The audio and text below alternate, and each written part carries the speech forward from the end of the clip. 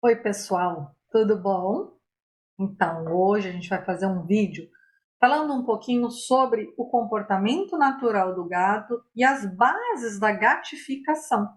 O que é gatificação? Você já deve ter escutado da internet. Todo mundo que é amante de gato, né, gosta de gato, já ouviu falar numa casa gatificada, que seria o quê? Mais ou menos igual quando a gente vai receber um bebezinho, né? Vai nascer ou você vai adotar uma criança, você prepara aquele ambiente para recebê-la, para que você consiga proporcionar bem-estar. A gatificação, esse termo, surgiu aí há pouco tempo, que quer dizer isso, né? Como eu preparar a minha casa para o meu gato ser mais feliz, mais saudável, podendo expressar seu comportamento natural. É disso que a gente vai falar hoje. Bom, antes, vou dar uma breve apresentação de quem eu sou. Sou médica veterinária, sou formada há mais de 23 anos e desde que eu me formei eu trabalho com gato. Há muito tempo eu trabalho exclusivamente com gato. Quando eu dava aula na faculdade, eu até atendia cachorro e quando eu trabalhei na UNB como médica veterinária do hospital dessa faculdade, eu também atendia cachorro. Mas a minha formação foi toda voltada para a medicina felina e só há muito tempo atrás, quando poucas pessoas falavam em medicina felina. Esse termo sequer existia direito aqui no Brasil. Eu, junto com alguns colegas, fundei a Academia Brasileira de Clínicos de Felinos, que foi uma ideia grande aí de alguns amigos veterinários de gato, Heloísa Justa e Fernanda Amorim, né, que foi a grande fundadora aí da Academia Brasileira de Clínicos de Felinos, para poder difundir um pouco mais a medicina felina no nosso país. E hoje eu sou muito feliz, porque realmente a gente vê que está bem difundida. Bom, por que eu estou dizendo tudo isso? Porque a gatificação para o tutor ela é extremamente importante. E a gente, como médico veterinário, tem o dever dessa informação para o tutor, de passar isso para o tutor. Então, eu espero que esse vídeo chegue ao máximo de pessoas possível, inclusive veterinários, para que ele possa repassar essa informação. Se quiser compartilhar o vídeo com os tutores de gato que vocês atendem, também vai ser super legal, porque um gato feliz, ele adoece menos, ele engorda menos, né? Ele se movimenta mais. Então, hoje a gente sabe, existem bilhões de artigos que falam sobre isso, da qualidade de saúde para o ser humano que tem felicidade no seu dia a dia, que tem o exercício físico no seu dia a dia, o mesmo se aplica para o gatinho. Então, esse canal foi criado com esse intuito, de trazer informação, porque eu acho que isso é um dever, né? Eu sou professora, então passar informação, isso está meio que no meu sangue, no meu DNA, e eu acho que é bem importante que todos saibam, todos que queiram trabalhar com gato, todos que têm gatinho em casa, né, que consiga receber essas informações e ver como é que se aplica. Bom, primeira coisa que eu tenho que falar com vocês é o que é um gato. E aí, gente, eu vou falar um gato de maneira geral. Quando a gente pensa na gatificação, que a gente vai conversar nesse vídeo, é sobre gatos, de maneira geral. Porque aí você vai falar assim, mas o meu gato não gosta de tal coisa. Tudo bem, porque existem personalidades e temperamentos diferentes, assim como no ser humano. Mas vamos combinar. Quando a gente está falando de ser humano, eu fiz analogia com o bebezinho, bom, ele precisa de um local que seja seguro para ele dormir. Um bebê não precisa. Seja um berço, seja uma caixa de papelão, como é feito em alguns países, né? Mas ele precisa de um local seguro para dormir. O que isso significa? A necessidade desse bebê, ser humano, ela está sendo atendida. Não importa se é no berço, não importa se é na caixinha de papelão, né? É uma necessidade. Um bebê, ele precisa de leite para se alimentar. De preferência, o leite materno. Quando não é possível, a gente faz aqueles preparados, né? O gato, ele também precisa de uma alimentação especial. É sobre isso, entende? Então, a gente já vai combinar aqui que vocês vão pegar essas informações e vocês vão conseguir entender assim, bom, isso é o geral e o que eu consigo fazer para o meu gato. Quanto mais você conseguir fazer, melhor, tá bom? Então, antes de eu começar a falar do gato, eu vou falar de algumas coisas que são importantes também, que vai ser outro combinado nosso. Alguns termos que eu vou utilizar, eles têm definição científica.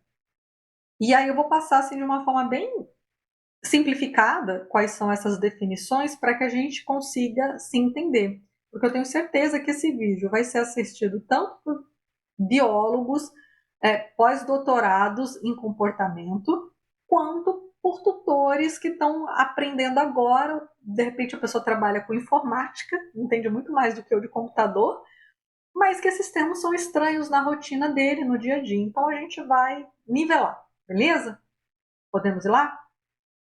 Selvagem ou silvestre. E eu coloquei uma barra aqui porque alguns autores colocam uma diferença entre esses dois termos. Aqui eu vou tratar como sendo uma coisa só, bem para simplificar mesmo. Você vai entender que não vai fazer diferença nenhuma. Só quero dizer que o selvagem ou silvestre é uma espécie que não foi domesticada, tá? Não é um indivíduo, é espécie. Então, gatos domésticos não são silvestres ou selvagens, beleza? Porque eles estão domesticados. Tudo bem? Então, isso é um conceito. Outro conceito muito importante que eu vejo aí na rotina ser utilizado de uma forma muito errada, que é o conceito de um animal feral. O animal feral não é que ele seja bravo. Feral não quer dizer, não é sinônimo de um animal agressivo, bravo. O animal feral na biologia, ele significa um indivíduo de uma espécie que já foi domesticada, mas esse indivíduo não tem contato, não depende em nada do ser humano. Esse indivíduo ele volta a viver como se fosse de uma espécie silvestre ou selvagem. Existem gatos ferais? Existem. É muito comum, principalmente em fazenda, em regiões mais afastadas, que às vezes a gatinha sai, pare lá no meio do mato da fazenda e os filhotes dela nunca têm contato com o ser humano. Eles não comem a comida do ser humano, eles caçam. Isso é um animal feral. Na grande maioria das vezes eles vão ser bravos também. Claro, ele não tem contato com o ser humano. Mas aquele seu gato de dentro de casa, que come da sua comida, né? E que te dá uns tapas de vez em quando, e bate no cachorro, ele não é feral. Ele pode ser muito bravo, mas ele não é feral, certo? O contrário do feral é o amansado.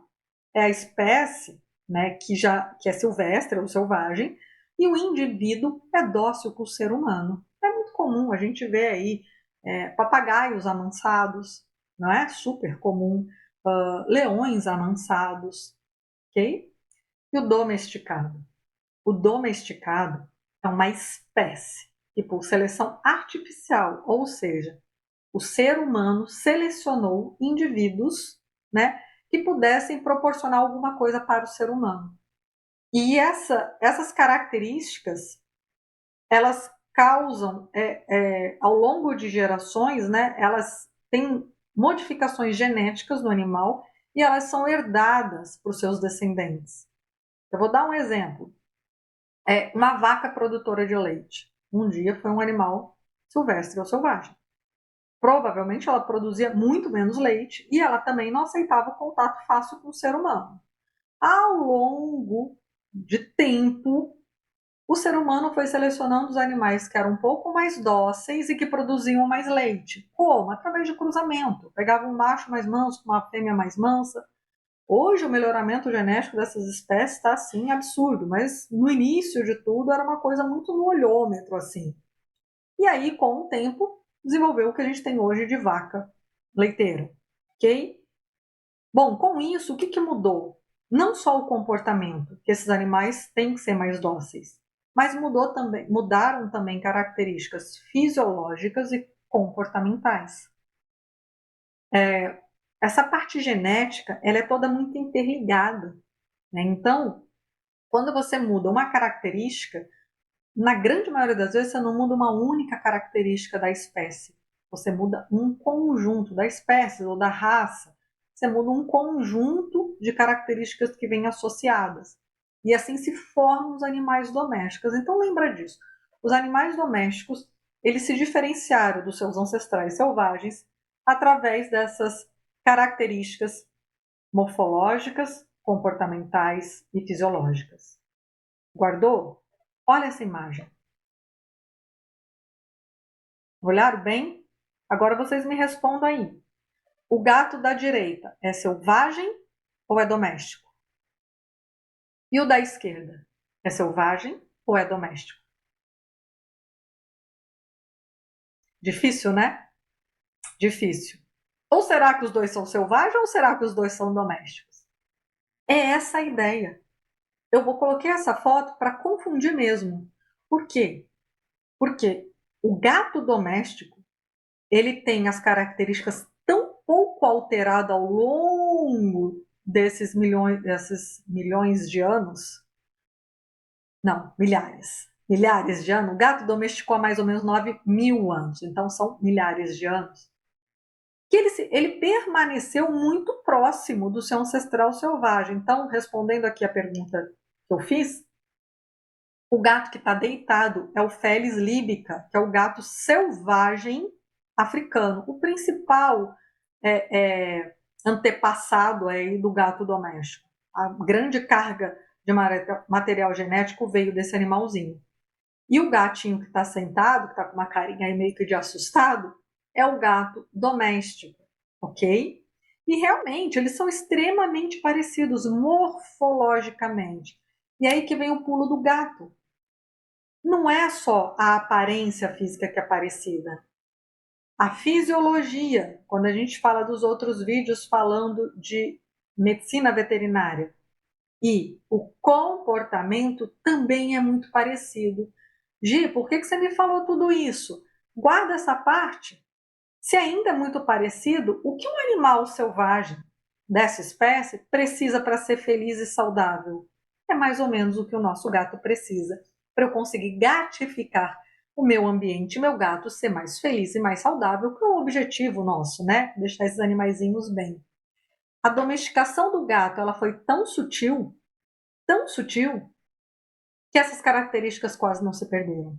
Ao longo da evolução, ao longo desses 9.000 anos de processo de domesticação do gato. Então, eu sempre que olhar um gato, quando eu tenho um colega veterinário que fala, nossa, esse gato é uma jaguatirica, eu falo, não, de certa forma é. Vocês já perceberam? O gato que está com medo, ele toma duas posturas diferentes. Ou ele se esconde e fica imóvel, parado, quase nem respira. Ele está num sofrimento absurdo. Mas ele se finge literalmente se finge de morto, para que ninguém veja, o predador dele, nós seres humanos não vamos ver. Ou ele ataca de uma força descomunal, porque ele relembra, né, ele tem toda essa memória ancestral do gato selvagem. Então, se a gente guarda isso, a gente consegue entender como lidar melhor com o gato. E só fazendo um parênteses, vocês sabem que a minha clínica é uma clínica cat friendly, né? Eu tenho certificação desse manejo cat friendly. Tudo isso, a clínica foi montada nesses conceitos. O cat friendly também vem disso, de entender o gato na sua essência. E com isso a gente consegue oferecer um serviço de muito melhor qualidade para o paciente felino. Bom, vamos lá? Não vou falar de cat friendly, porque isso seria assunto da veterinária. Eu vou falar das necessidades ambientais do gato dentro do lar, da sua casa.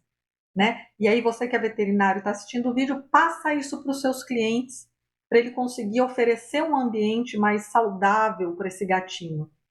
Essas necessidades ambientais, elas são embasadas em 5 pilares. 5 pilares. E a gente vai falar desses 5 pilares. O que são esses 5 pilares? A gatificação. Então a gente volta nisso tudo. E aí você vai entender que a gatificação foi pautada em cima do comportamento natural do gato para ele conseguir expressar a sua essência. Tudo bem? Então vamos lá.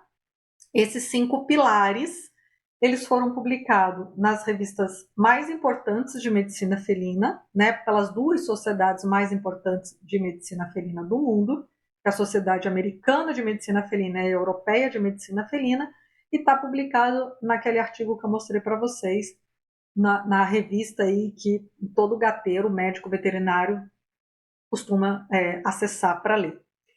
Quais são esses 5 pilares? Fornecer um local seguro para o gato. Fornecer separadamente para o gato e em número suficiente os recursos essenciais. Quais são esses recursos essenciais para o gato? Comida e água. áreas de higiene, vulgo banheiro do gato, áreas para arranhar, que vocês conhecem como arranhadores, área de lazer para ele brincar e áreas de descanso e de sono. A gente vai ver cada um em separado. Terceiro pilar, ele poder ter oportunidade de brincar e predar. Claro que a gente não vai soltar um ratinho ali vivo para o teu gato predar, a gente vai explicar como deixar isso de uma maneira um pouco mais menos agressiva, ok? Interação social com o ser humano previsível e positiva e consistente, isso é muito importante. E um ambiente que respeite o olfato do gato. Dos sentidos que o gato tem, o olfato é o sentido mais apurado. E ele sofre muito com cheiros fortes dentro de casa. Vamos lá para os 5 pilares? Vamos comigo? Beleza. Esses 5 pilares, eles foram embasados em ciência, não foi uma pessoa que sentou e achou que poderia ser isso, não, foi embasado em ciência. E ele vai ser replicado aí depois que ele foi em 2013, 2016, começaram a surgir os outros artigos de outras áreas, como esse, falando aí de principais problemas comportamentais. Mas eu posso buscar de obesidade, de osteoartrose, né, doenças alérgicas. Todos essas doenças, esses problemas que eu estou falando aqui agora com vocês, eles têm a ver também com não ter esses 5 pilares. Então, síndrome de Pandora, que é aquele probleminha ali do gato bem grave, né, que causa uma cistite extremamente dolorosa. Tratamento, fornecer os 5 pilares, né? É o ambiente do gato que tem que estar saudável. Então, aqui só dando um exemplo para vocês, né?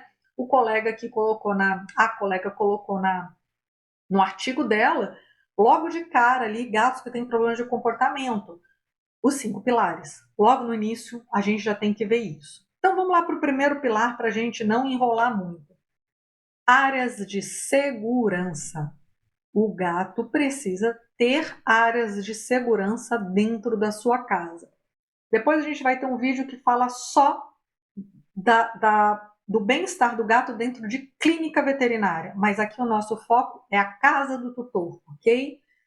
Área de segurança dentro de casa. Por que o gato precisa disso? É a casa dele.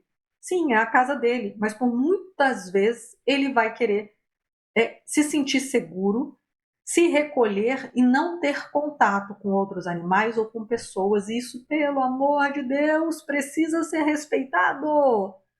O gato, apesar de ser um bicho social, muitos optam pela vida solitária e mesmo aqueles que gostam de estar em sociedade, em contato com outros gatos e até com o ser humano, ele vai ter momentos da vida dele que ele precisa dessa reclusão.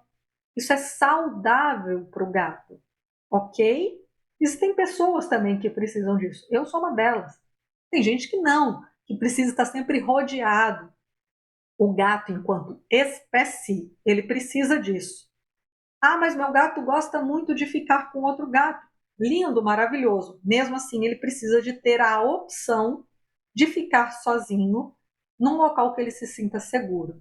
Quando vem visita em casa, quando alguém vem trocar seu bujão de gás, quando vai fazer uma faxina, uma obra, ele precisa desses locais de segurança, tá certo? Bom, eu vou então mostrar algumas opções dessas áreas de segurança. Isso aqui, nessa imagem, é o carro-chefe de quando você joga no Google ali, gatificação, são as prateleiras em locais elevados, beleza? Toda casa precisa dessas prateleiras? Não. E aí eu já vou te mostrar por quê, tá? Você consegue fazer uma gatificação sem prateleiras em locais elevados dessa maneira. Mas eu tenho que ter opções para o meu gato poder subir. Eu tinha uma vizinha que ela tinha aqueles guarda-roupas que não são guarda-roupas embutidos, e os gatos subiam em cima desses guarda-roupas. Eles tinham uma escadinha, uma forma de subir ali que ela fez, subia em cima da cadeira para a mesa, e tinha uma cômoda um pouco mais alta, e dela eles pulavam lá para cima. Ou seja, ela não tinha uma prateleira, mas a casa dela estava gatificada de certa forma, ok? Bom, olha que legal essa imagem, vem aqui comigo. Tem os locais elevados, que não necessariamente precisam ser essas prateleiras, muito menos as prateleiras que são compradas prontas. Aqui nessa foto, não foi à toa, tem dois gatos. E por que que eu coloquei essa foto que tem dois gatos? Porque quando você tem mais de um gato, essas casinhas que estão ali no meio das prateleiras, que são áreas também de descanso, elas precisam ter rotas de fuga. Se eu tiver só uma entrada, o outro gato pode bloquear essa entrada, que é um termo que vocês também têm que aprender. O bloqueio é muito comum em gato. Um gato não deixar o outro passar pela simples presença dele. Então, essas casinhas têm que ter mais de uma entrada e saída. O gato gosta da previsibilidade, então ele gosta de saber, por exemplo, que ali ninguém vai perturbar ele, tá? E esses locais côncavos, tipo bacia, eles gostam muito de deitar ali também. Então, essa é uma ideia de gatificação para a casa de vocês. Imagina, se eu tenho dois gatos, eu preciso ter mais de dois locais altos e com casinhas para eles se esconderem ali. Muito importante. Guarda isso. Anota isso no seu caderninho. Olha aqui. Quando o gato tiver nessas áreas de descanso, você não deve nem fazer carinho nele. Não mexa nele. É o ambiente dele quieto. Deixa ele lá. Giovana, eu preciso dar remédio. Espera mais 5 minutos, vê se ele desce, né? Sozinho. Dá um jeito de atrair ele. Se não tiver jeito, enfim, mas vai ser a única ocasião, tá? Ou a casa tá pegando fogo. Senão, não mexe no seu gato quando ele tá na sua área de descanso. Não tira ele de lá, não faça nem carinho nele, deixa ele. Aqui um exemplo para vocês.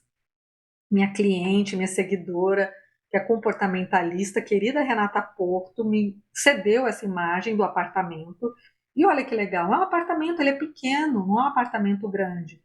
Mas olha o tanto de gatificação que tem aqui. Olha que lindo, ela tem poste, ela tem prateleira, ela tem um monte de espaço para esse gato. Por que que eu gosto dessa imagem? Porque um espaço pequeno, quando você coloca áreas, áreas aéreas, ou seja, superiores para esse gato poder caminhar, você aumenta em muito o tamanho do espaço para esse animal. Lembra que um gato na natureza ele anda quilômetros por dia. Então, apesar da gente poder sim criar gatos dentro de apartamento de uma forma bem saudável para ele, eu preciso proporcionar áreas para exercício, eu preciso proporcionar áreas de segurança, como é o primeiro pilar. Que é muito importante também? Ah, meu gato é velhinho. Como que eu faço? Ou meu gato é muito bebê. Aqui, olha o que a Renata fez. Ela tem gatos velhinhos. Tem uma poltrona. Da poltrona ele sobe para o encosto da poltrona. Do encosto da poltrona ele sobe para a prateleira. Da prateleira tem uma escada que ele sobe para outra prateleira. Tem caixinha e daí ele sobe para a terceira prateleira. Então você tem que proporcionar rampas ou escadas para que esse animal continue acessando suas áreas de segurança quando ele está mais velhinho, certo? E como eu falei para vocês, não precisa ser prateleiras compradas próprias para gato, existem outras soluções. Aqui numa casa elegantíssima, né? Um escritório com prateleiras que a pessoa simplesmente deixou nichos sem colocar nada ali para que o gato tenha locais para caminhar no alto, e assim a imaginação de vocês vai ficar à vontade de como vocês podem proporcionar isso de uma maneira mais interessante. Sim, eles gostam muito de caixas, então caixas de papelão, se ela estiver bem higienizada, não tiver nenhum perigo, pode deixar para eles, eles adoram entrar ali porque eles gostam de toca. Toca faz com que o gato se sinta seguro. Eles gostam de guarda-roupa, gavetas. Eles se sentem seguros. E um item que vocês também vão anotar, e de hoje em diante, vocês podem até pausar o vídeo e já lá resolver isso. A caixa de transporte do gato. A caixa de transporte do gato não deve ficar lá em cima, no armário da área de serviço, fechado, e você só pega ela para levar o gato ao veterinário. A caixa de transporte tem que ser a toca do gato.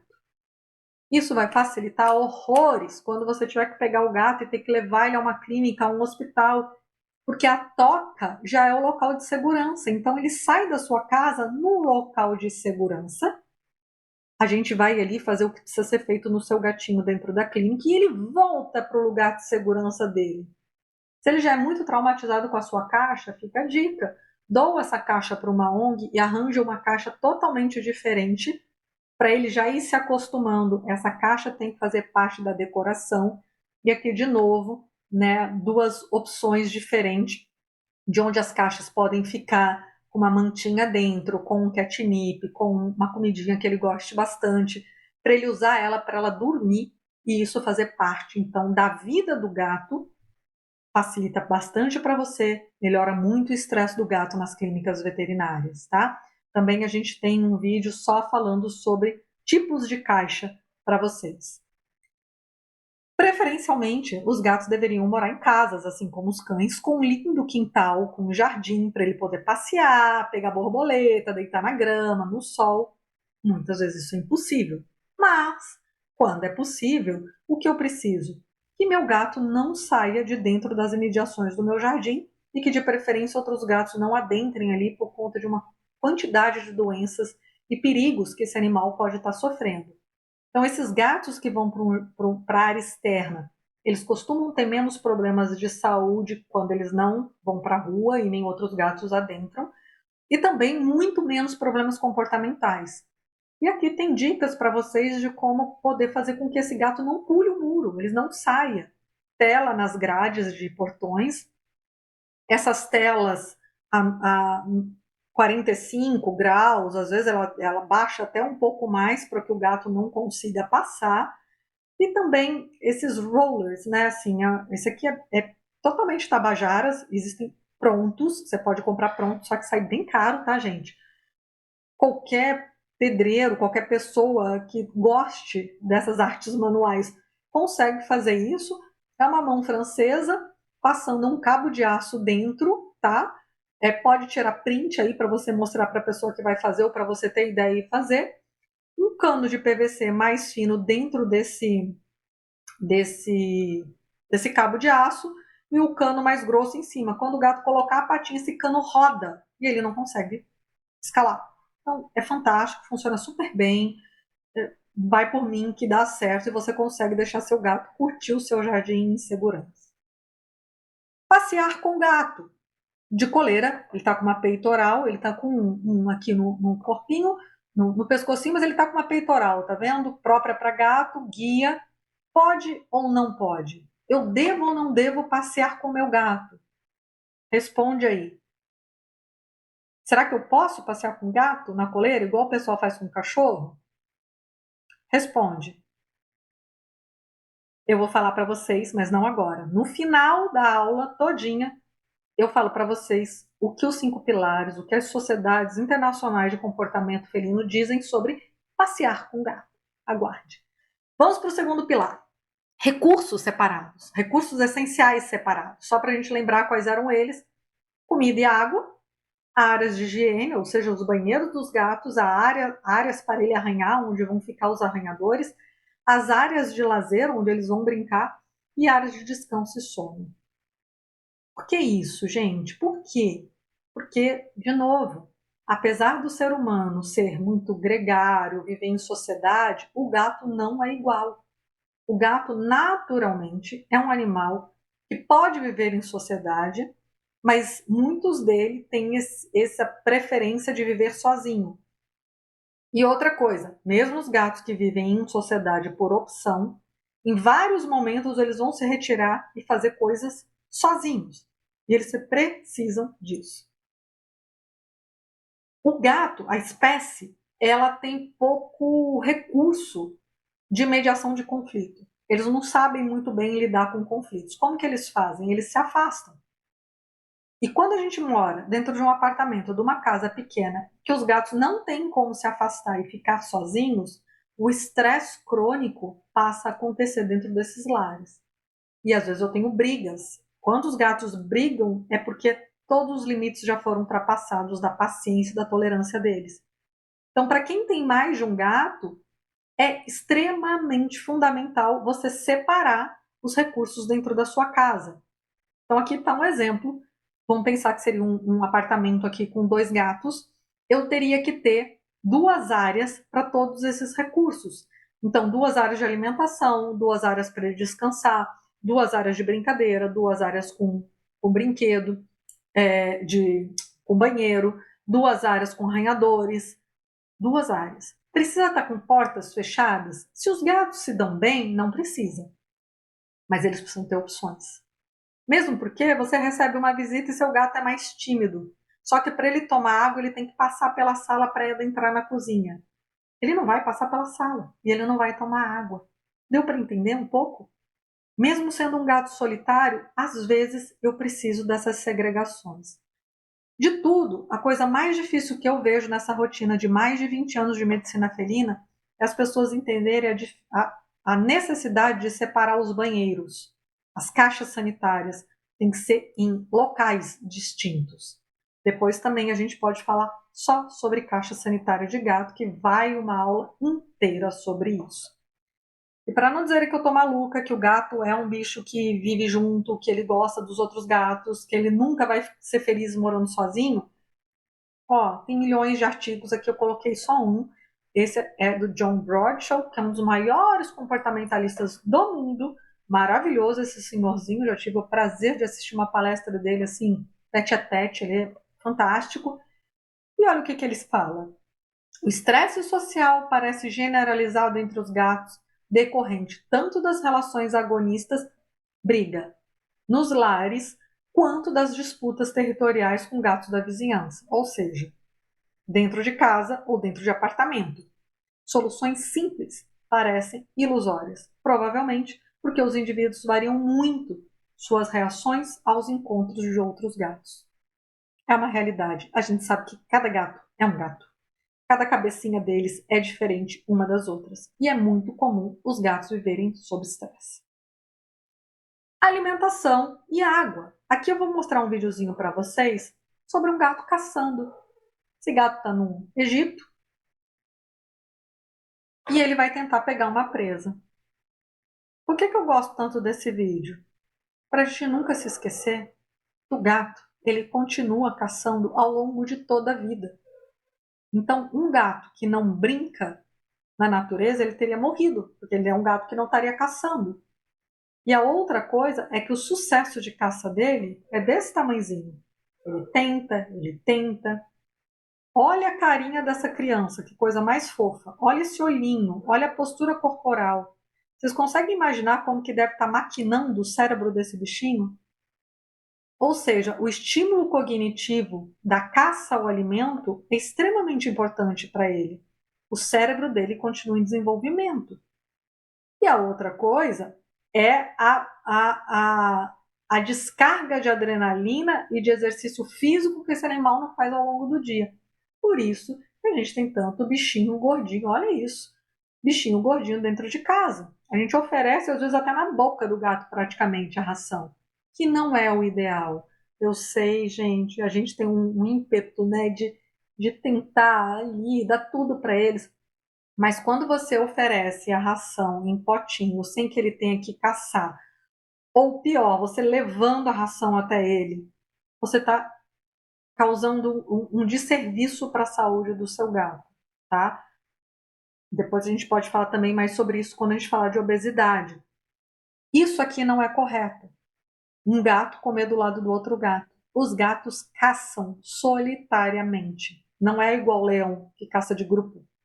Eles caçam sozinhos e eles comem suas presas sozinhos. Eles até podem dividir, normalmente com aquele melhor amigo, e nem sempre, ou muito frequentemente com os filhotes.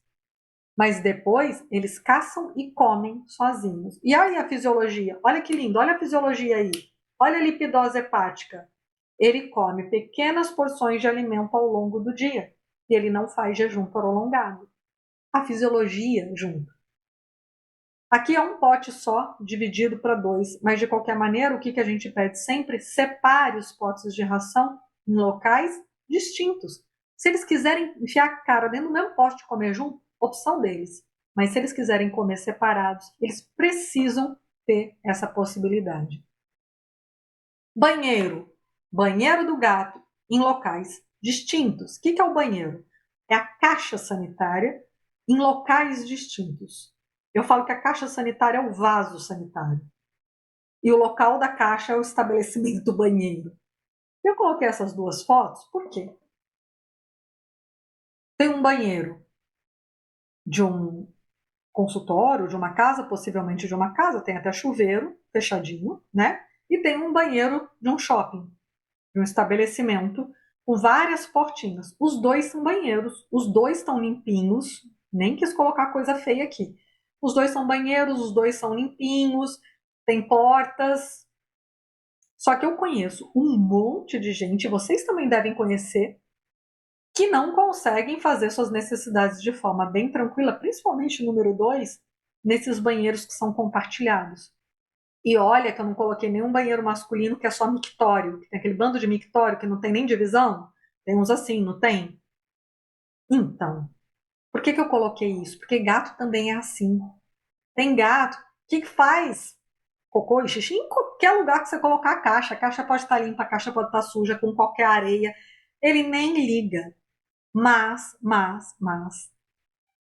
os banheiros, as caixas sanitárias, de preferência, elas deveriam estar em cômodos distintos, para poder dar privacidade. Não pode ser local de passagem, não pode ser local que tenha barulho, porque vai ter indivíduo que é mais melindroso, sim.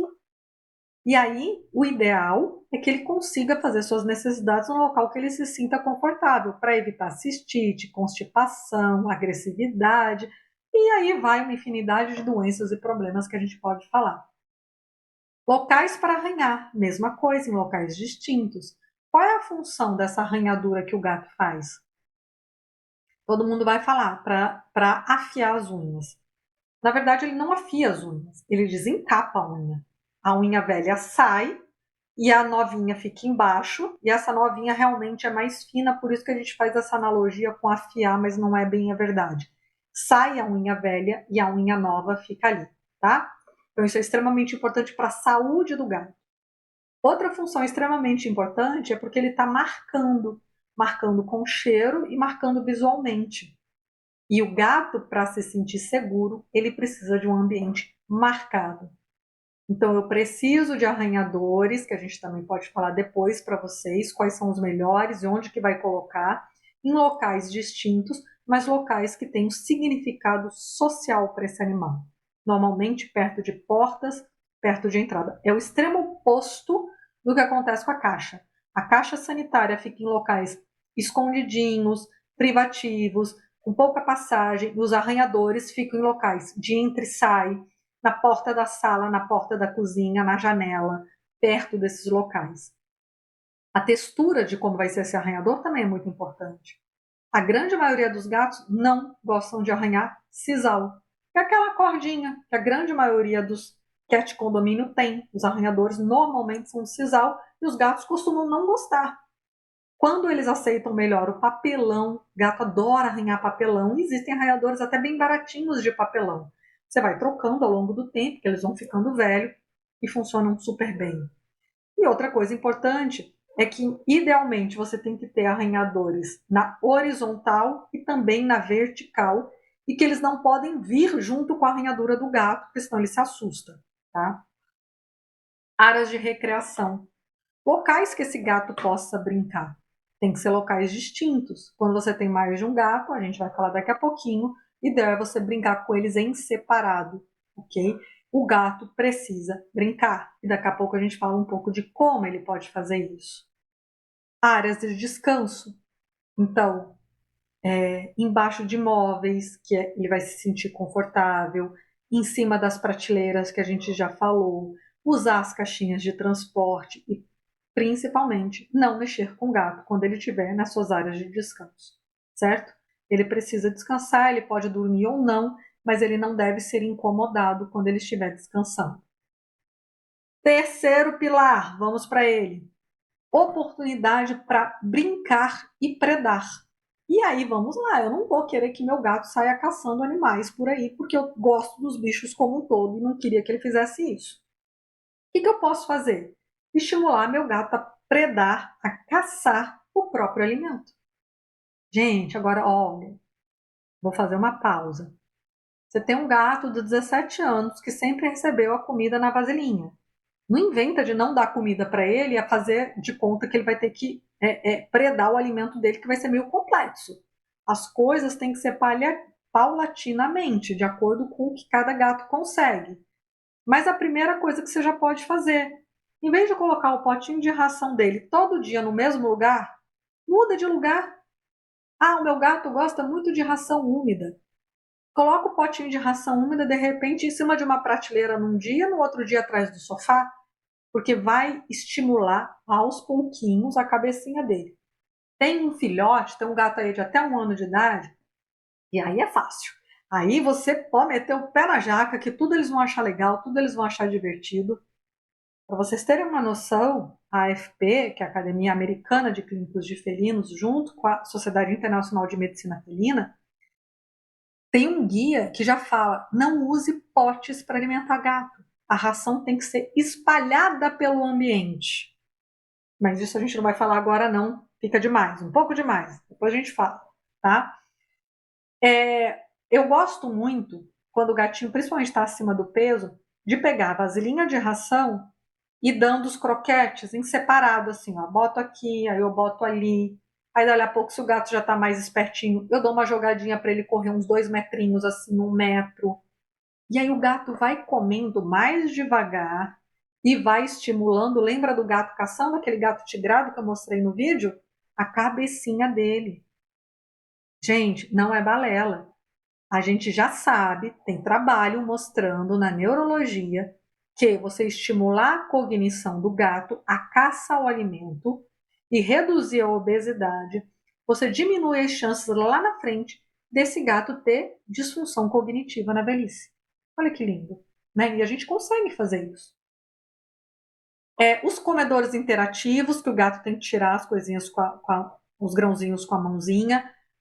Existem prontos, você pode fazer, é simples, é bobagem, aí vai de acordo com a criatividade de cada um.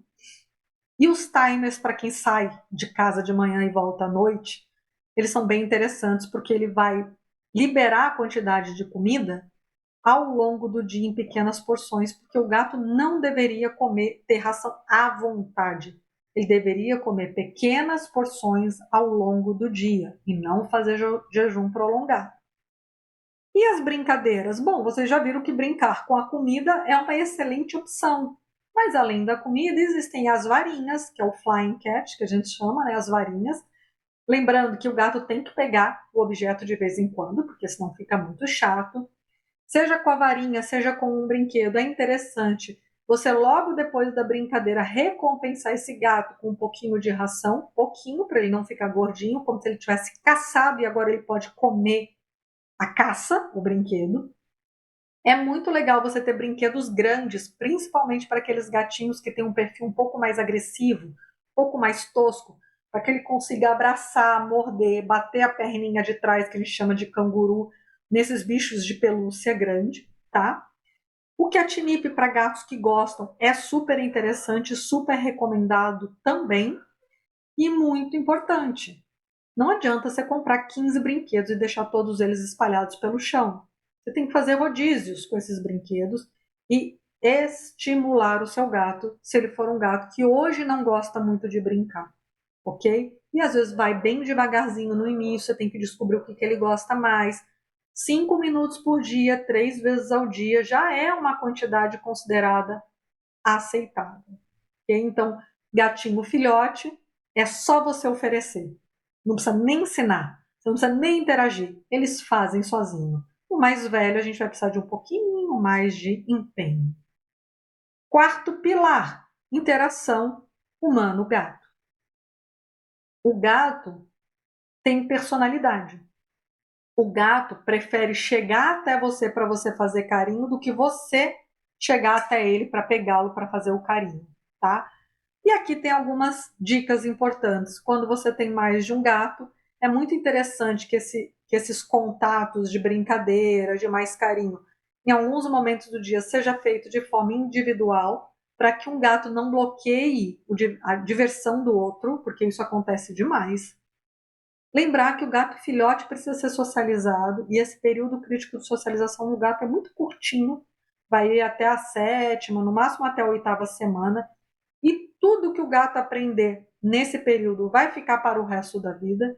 Então, essa interação com o ser humano, que seja uma interação de respeito, de carinho, de cuidado, ela é extremamente importante nessa fase. E o que ele sofre nessa fase da vida tende a ficar para o resto da vida. Claro que a gente consegue moldar, mas isso vai definir muito, né, como que vai ser o temperamento desse animalzinho. É muito importante as pessoas terem outras pessoas dentro de casa convivendo com esse gato, mesmo que seja um vizinho, um amigo, o zelador, a faxineira, pelo menos umas 4 pessoas diferentes para que esse gato não estranhe tanto o ser humano depois que fique adulto nessa fase. Depois que ele vai ficando mais velho ou adulto, as interações de brincadeira elas tendem a ser um pouquinho mais devagar, um pouquinho mais delicadas, né? O gato filhote ele precisa, ele demanda muito mais, ele tem muito mais energia, mas essas brincadeiras devem ser continuadas até o final da vida, moldando ali qual brincadeira e qual intensidade. E muito importante, o tutor do gato tem que estar muito atento a qualquer alteração de comportamento, porque tem a ver com alterações de saúde também. Isso aqui é extremamente importante não ser feito. Apesar de eu estar falando o tempo todo que o gato deve brincar, o gato deve caçar, esse tipo de brincadeira com mão, com o pé, o gato adora, mas esse gato vai crescer. E ele vai fazer isso com o ser humano e vai chegar lá no meu consultório falando que o gato é agressivo. Ele está fazendo um tipo de agressão que é muito comum e ela tem nome e sobrenome. Agressão por brincadeira, induzido por brincadeira. Ele aprende que isso pode ser feito e ele vai continuar fazendo. O que é importante? A intenção do gato não é te machucar, mas ele te machuca e machuca para ir para o hospital. Então não faça esse tipo de brincadeira com o gato, por mais que ele peça. Quando ele pede isso, você fornece aquele brinquedo grandão que eu te falei. É aquele brinquedo lá que ele vai colocar a energia dele. E terminando, nosso último pilar, o quinto pilar, o olfato. Principal órgão sensorial do gato é o olfato. Ele se guia pelo olfato. Ele entende o mundo ao redor dele pelo olfato, tá? Ele reconhece os gatos da colônia, que é o grupo de gato. Ele marca território pelo olfato. Ele comunica a presença dele pelo olfato. Ele comunica status reprodutivo quando eles não estão castrados e eles reconhecem alimentos pelo olfato. Então, respeitar o senso olfatório deles é extremamente importante. Então, como que a gente faz isso, né?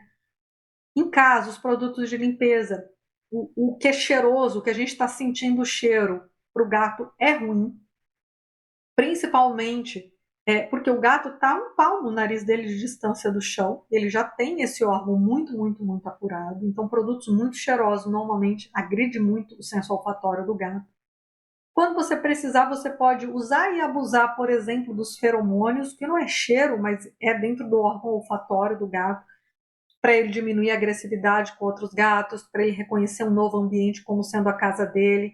Então, feromônios são interessantes. Catnip é interessante, tá? Os arranhadores do gato. Lembra que eu falei que ele deixa a marca dele? Ele marca com feromônios também. Então, esses arranhadores, eles têm que estar em locais importantes, socialmente importantes para o gato, para ele poder deixar o odor dele. Já viram que gato faz isso? Nessa foto, ele está esfregando a cabeça, principalmente em quina, né, de parede, de móvel. Evita, você pode até passar uma aguinha para tirar aquele marrom que vai ficando, mas evita passar produto de limpeza, porque isso vai dando segurança para ele, tá? Então, porque ele passa ali, ele sente o cheiro dele. Se você for lavar as caminhas, cobertores para aqueles gatos que usam, deixa uma caminha com cheiro, lava a outra e vai trocando. E quando você introduzir um gato novo na casa, tende a passar um pano nesse gato novo e colocar para esse gato várias vezes ao longo do dia, cheirar antes de trazer esse gato novo. Respeitar o senso de olfato é fundamental para os gatos, porque eles podem se assustar muito com cheiros novos, inclusive urinar pela casa, marcar a casa, defecar, ficar agressivo ou ficar mais recolhido só por conta de mudanças de odores dentro de casa, ok? Achou que eu tinha esquecido, né?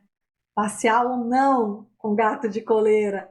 Vamos terminar aqui esse modo falando que sim, você pode passear, mas não é tão simples. E que não é tão simples? O gato precisa gostar e ele precisa ter sido ensinado a passear de coleira. A coleira do gato para ele passear é essa peitoral, que é diferente da do cachorro, ela é extremamente leve. Você tem que ter segurança do lugar onde você vai para esse gato não sofrer nenhuma agressão de cachorros soltos. E esse gato precisa gostar. A grande maioria dos gatos não gostam. Não gostam por quê? Porque não é previsível para ele, a não ser que ele tenha sido ensinado desde filhotinho. Resolveu, tem um filhote, vou passear, ou tem um gato adulto que goste, procure seu médico veterinário.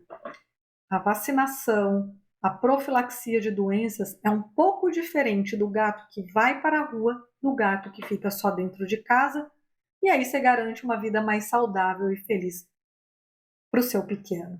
Eu espero conseguir ter ajudado o máximo de tutores, o máximo de amantes de gatos e de veterinários que gostam dessa espécie tão maravilhosa. A gente se vê nos próximos vídeos. Muito obrigada!